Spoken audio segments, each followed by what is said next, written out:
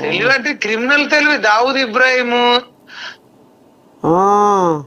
నయీము, అయ్యా వీళ్ళు ఏం పని చేయరు అంటున్నా.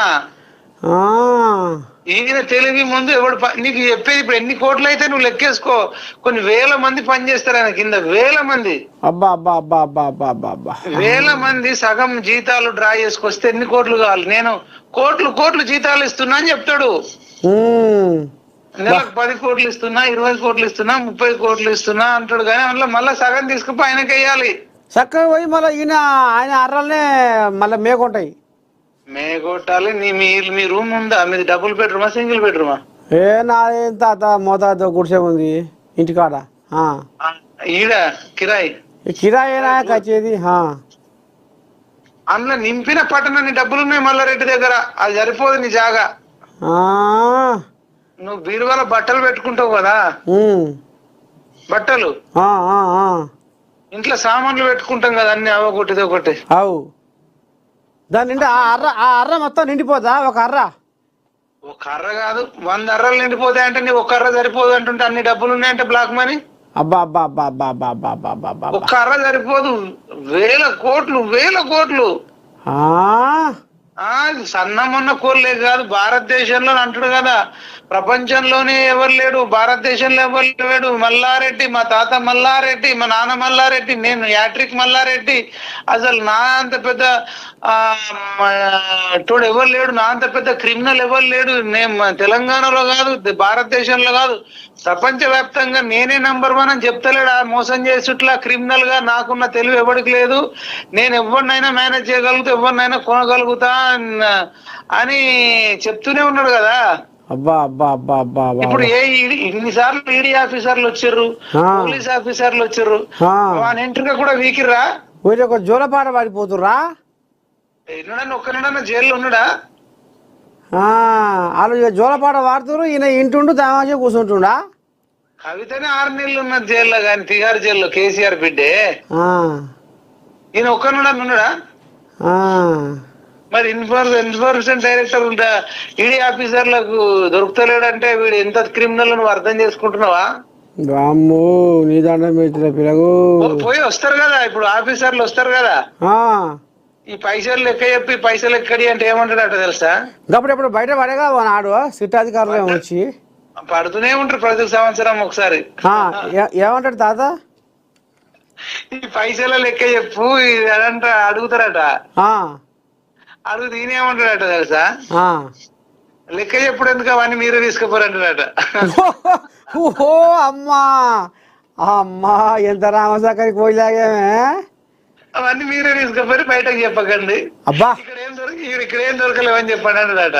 మరి గిట్ల నా అసలు పోయి కెలిగిస్తే ఇదెక్కడి కథ అని మరి బయట పెడితే నీకు ఫోన్ చేసి పిలిపించి నీకేం కావాలని అడుగుతాడు. అమ్మా ఇది శిరసన కోయిలా ఏం కాదుగా, మొత్తం గాడి తేలింది. నీకు 10 కావన్నా, 20 కావన్నా, 30 కావన్నా, 40 కావన్నా తీసుకుపోయి అయినా అంటే లారీలు ఉన్నాయి, టిప్పర్లు, దాంతో గుద్దిస్తాడు. అమ్మా ఇట్లాంటి నేర చరిత్ర ఉందని అంటున్నారు. మరి జనాలు మాట్లాడుకున్నా, నేను చెప్తున్నా, నేను అక్కడిక్కడ వింటుంది, నేను చెప్తున్నా. నా సొంతంగా చెప్తాను, నేను ఏది చూడలే గానీ నేను చూసిన ఏంటంటే నాకు కాలేజ్ లెక్చరర్లు చెప్పిన మాట నీకు చెప్తున్నా. తర్వాత ఆ చెరువుల కబ్జాలో ఉందని చెప్పేసి అక్కడ మీడియా వాళ్ళందరూ అక్కడ వెళ్ళింది నేను చెప్తున్నా. ఈడీ ఆఫీసర్లు పోయిర్రు వీడు అని స్క్రోలింగ్ లో, సిట్ ఆఫీసర్లు ఈడీ వాళ్ళు వీళ్ళంతా పోయారు అనేది స్క్రోలింగ్ లో టీవీలలో వచ్చింది చెప్తున్నా.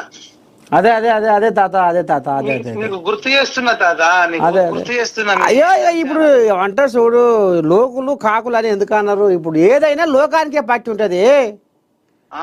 లోకం అనుకుంటా ముంచు, ఇప్పుడు లోకం అనుకున్న ముంచుటే నువ్వు అంటున్నావు అన్నట్టు.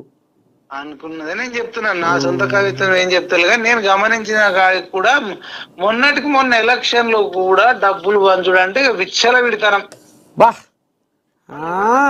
అనుకున్నావు వాళ్ళ చాలా లెక్చరర్లు చేసి జాబులు చేసేటోళ్ళు ఉంటారు కదా, వాళ్ళ అందరు లెక్చరర్లతోనే ఉద్యోగాలు చేసేటోళ్ళతో వాళ్ళతోనే పంచిపిస్తారట. వాళ్ళని అట్లా కూడా వాడుకుంటాడు టీచర్లను. ఈయన ఎలక్షన్ కు డబ్బులు పంచి ఏజెంట్లుగా వాడుకుంటాడు. అయ్యో నీ దాడ లెక్చరర్ కున్న విలువగిరి మన దేశంలో. ఇక అంటారు చూడు, ఓ గురు నీ మనసు ఊరి చివర చెరువు, ఎంతో పరువు గల్లది నీ కొలువు. వినవా?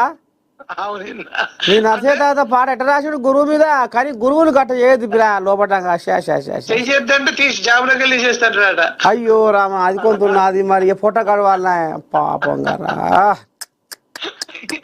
ఎంత కష్టం వచ్చే. ఇట్లా చదువు చెప్పే వాళ్ళకేమో 40,000, చదువు డిస్కంటిన్యూ చేసినోడికేమో 1,000 కోట్లు. ఈ రకంగా పోతుంది అది కోజాగా. కోడిలాగా అంటే మామూలు కోడిలాగా కాదు, అది మాటకారి మొగన్ని కొట్టి మొగసాలకు ఎక్కిందట.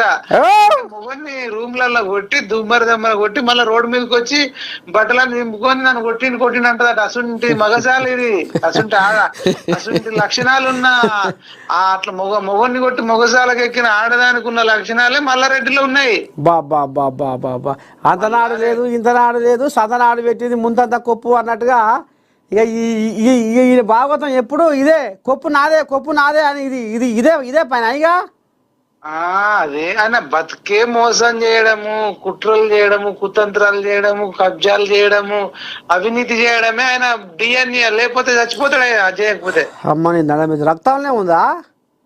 అట్లా ఎక్కించుకున్నాడు. ఇప్పుడు ఎక్కించుకొని ఇంకా తెల్లారు లేస్తే మోసం చేయాలి, అబద్ధాలు ఆడాలి. ఒకనాడు